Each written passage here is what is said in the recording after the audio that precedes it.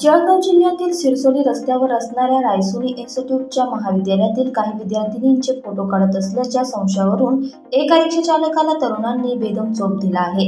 यानंतर पोलिसांनी घटनास्थळी धाव घेत परिस्थिती नियंत्रणात आणली आहे। जळगाव सिरसोली रस्त्यावर असलेल्या महाविद्यालय परिसरामध्ये अशा घटनांमध्ये वाढ होत आहे। एक रिक्षावाला त्याच्या रिक्षामध्ये बसून विद्यार्थिनींचे फोटो काढण्याचे काम करत होता।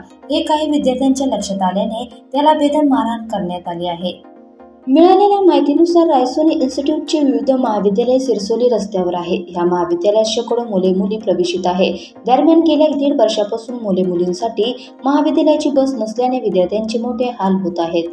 बस अभावी विद्यार्थ्यांना रिक्षाचाच पर्याय आहे। याचाच एका तांबापुरी येथील रिक्षा चालकाने गैरफायदा घेत काही दिवसांपासून तो महाविद्यालयातील विद्यार्थिनींचे फोटो काढत असल्याची माहिती मिळाली आहे।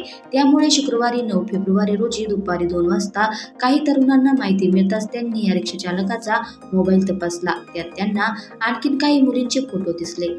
यानंतर संतप्त झालेल्या तरुणांनी रिक्षा चालकाला चोप दिला। तसंच त्याच्या रिक्षाची प्रचंड तोडफोड करून ती महाविद्यालयासमोर उलटून दिली। पोलिसांना माहिती मिळताच त्यांनी घटनास्थळी धाव घेतली। परिस्थिती नियंत्रणात आणून त्यांनी रिक्षा चालकाला पोलीस ठाण्यात नेले आहे। दरम्यान यामुळे काही काळ तणाव निर्माण झाला होता। शेवटचे वृत्त हाती आले तेव्हा याबाबत MIDC पोलीस ठाण्यात कोणतीही नोंद करण्यात आलेली नव्हती।